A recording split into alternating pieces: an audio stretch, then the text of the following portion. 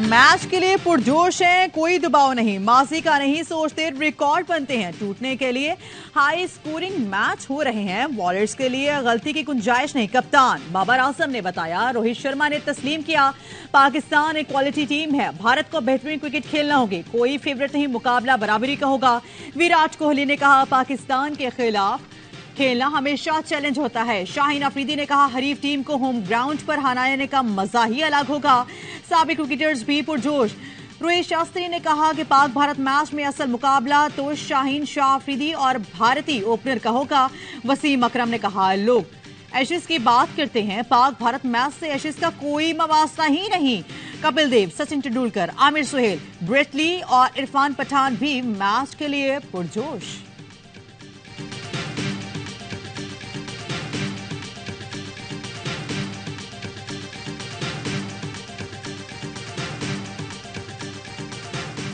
गुजरात की सरजमीन पर पाकिस्तान जीतेगा। किनारे भारत में टीम की सपोर्ट में 2 पाकिस्तानी, एक चाचा बशीर, दूसरे शाहिद हाशमी। वर्ल्ड कप में एक चाचा बशीर सैकड़ों भारतीय शायकीन पर भारी पड़ गए।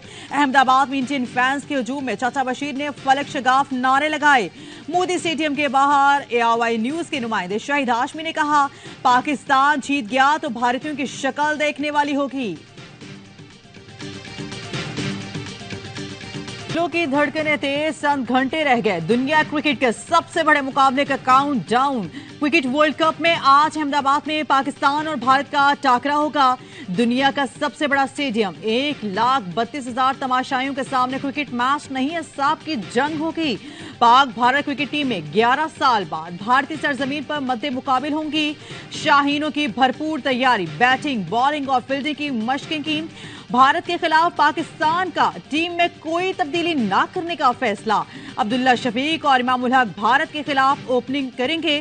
पाक भारत मैच से पहले खुसूसी तकरीब की तैयारी, नरेंद्र मोदी स्टेडियम में स्टेज सज गया। शंकर महादेव वर्ल्ड कप 2011 का शरअफाक एंथम सुनाकर यादें ताजा करेंगे। वर्ल्ड स्टाइल गुलकारा सुनिधि चौहान ने भी रिहर्सल में हिस्सा लिया।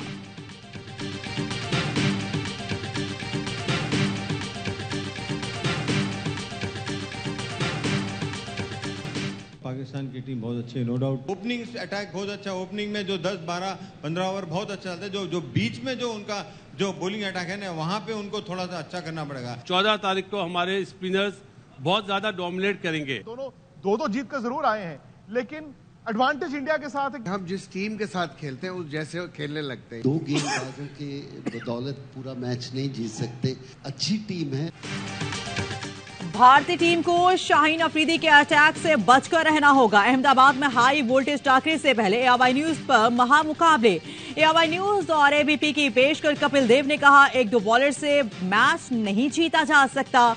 पाकिस्तानी टीम को बैटिंग में भी बेहतरी लाना होगी। कुश्ती में हरीफ को ज्यादा ताकतवर समझने वाला तो पहले ही हार जाता है। अजरुद्दीन बोले, पाकिस्तान का बॉलिंग अटैक खतरनाक है। मोइन खान ने कहा, पाकिस्तान टीम जीत का जज्बा लेकर उतरेगी, कामयाबी की उम्मीद कर सकते हैं। कामरान अकमल ने कहा, पाकिस्तान T20 वर्ल्ड कप में भारत को हराकर रिवायत तोड़ चुका है। ARY न्यूज और भारतीय चैनल आज तक न्यूज का मुश्तरका शो। सुरेश रायना ने कहा, तगड़ा मुकाबला होगा। मधुन लाल ने कहा, पाकिस्तान ने 300 से ऊपर का टारगेट चेस किया, जो बड़ी बात है। बासित अली ने कहा, पाकिस्तानी स्पिनर्स बिल्कुल बदले हुए नजर आएंगे।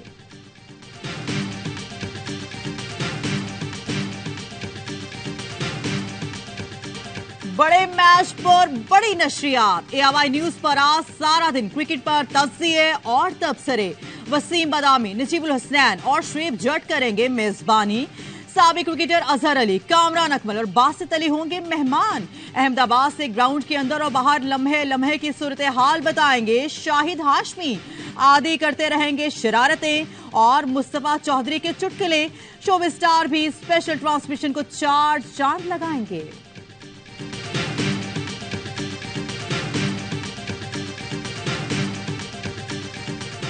अदालती फैसले के तहत वो वापस लौटेंगे। जो कवानीन हमें कहेंगे वो करें। कोई ऐसी जमात अगर आपको पता लगे कि वो रजिस्टर्ड है और उनको इलेक्शन नहीं लड़ने दिया जा रहा, तो PM ऑफिस खत लिख दीजिएगा, मैं इंश्योर करूंगा कि ऐसा ना हो। नवाज शरीफ के साथ वतन वापसी पर कानून के मुताबिक सलूक होगा। जो भी रजिस्टर्ड सियासी जमात है इलेक्शन लड़ सकती है। निगरान वजीर आजम इनवारुल हक काकड़ की पेशावर में प्रेस कॉन्फ्रेंस, कहा गैर कानूनी तौर पर मुकीम गैर मुल्कियों को अपने मुमालिक वापस आना होगा। कानूनी तौर पर मुकीम गैर मुल्कियों को मुल्क से नहीं निकाला जाएगा। कालेदम टीटीपी से 100 साल तक लड़ सकते हैं। निगरान वजीर आजम का हंगू में दहशत गर्दों से मुकाबला करने पर सिपाही को खिराज तहसीन, जवान उमर सईद को शाबाशी और 5 लाख का इनाम दिया। अनवारुल हक काकड़ ने कहा फलस्तीन के मसले पर अक़वाम मुत्तहिदा और आईसी से राब्ते में है।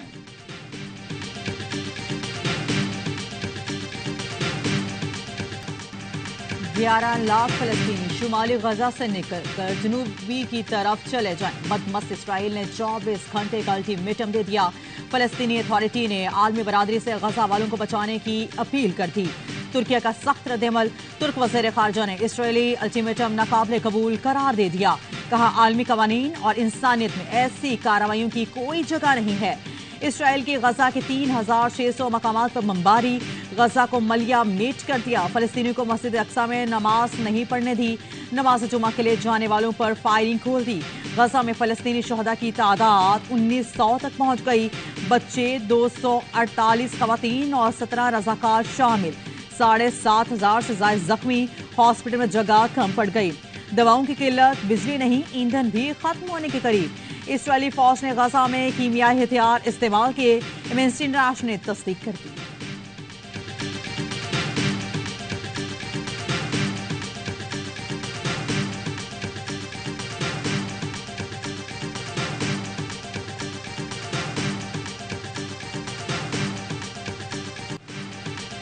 इसराइल की गजा पर जमीनी हमलों की तैयारी। हमास का काबिज इसराइल के खिलाफ मज़ाहिमत जारी रखने का ऐलान। तर्जुमान खालिद कदूमी ने वाज़ेह कर दिया, इसराइल ने जमीनी हमला किया तो इसकी फौज को नीस्तो नबूद कर देंगे। फलस्तीन हमारी सरजमीन है, हम अपनी जमीन छोड़कर नहीं जाएंगे। हमास के जवाबी हमले जारी। अल-कासिम ब्रिगेड ने साहिली शहर अशकलोन पर 150 रॉकेट फायर किए। हमास के हमलों में इसराइली हलाकतों की तादाद 1300 हो गई। अमरीकी वज़ीर ख़ारजा के दौरे के एक रोज बाद वज़ीर दिफा लॉयड ऑस्टिन भी इसराइल पहुंच गए। वज़ीर ख़ारजा एंटी ब्लिंकन के उर्दन में शाह अब्दुल्ला और महमूद अब्बास से मुलाकात। ईरान से खबरदार कर दिया, इसराइल ने गजा पर हमले बंद ना किए तो जंग में नया महाज खुल सकता है। चीनी वज़ारत ख़ारजा ने कहा फलस्तीनियों के साथ नाइंसाफी हो रही है। आज़ाद फलस्तीनी रियासत के क़याम ही तनाज़ा का वाहिद हल होगा।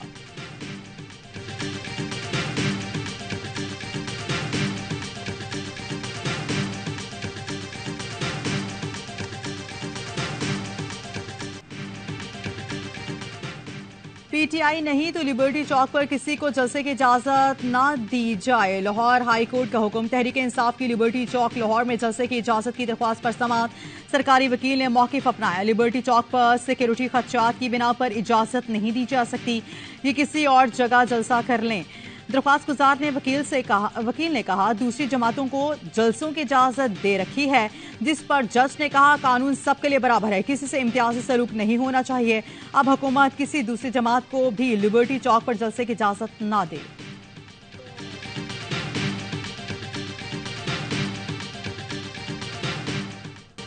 फलस्तीनियों से इजहारी एकजुहती के लिए पूरी कौम हम आवाज। 79 शहरियों पर इसराइली जारियत के खिलाफ मुल्क गीर एहतजाज। कराची में मज़ार कायद पर मुजाहरा, खवातीन की भी बड़ी तादाद में शिरकत। मुल्क के दीगर शहरों में भी लोग इसराइली जारियत के खिलाफ सड़कों पर निकल आए। अमीर जमात इस्लामी का लाहौर में अवामी इज्तिमा से खिताब। हुकूमत से मसला फ़लस्तीन पर फौरी इजलास बुलाने का मुतालिबा। सिराजुल हक ने कहा हुकूमत ने मसला फ़लस्तीन पर ओआईसी से राब्ता क्यों नहीं किया। हुकूमत इसराइली जारियत पर वाज़ेह लाहे अमल का ऐलान करे। निगरान वज़ीर आज़म का बयान कायदे आज़म की पॉलिसी से इन्हिराफ है। मजलिस वहदत मुस्लिमीन के रहनुमाओं ने भी मुजाहिरे से खिताब किया।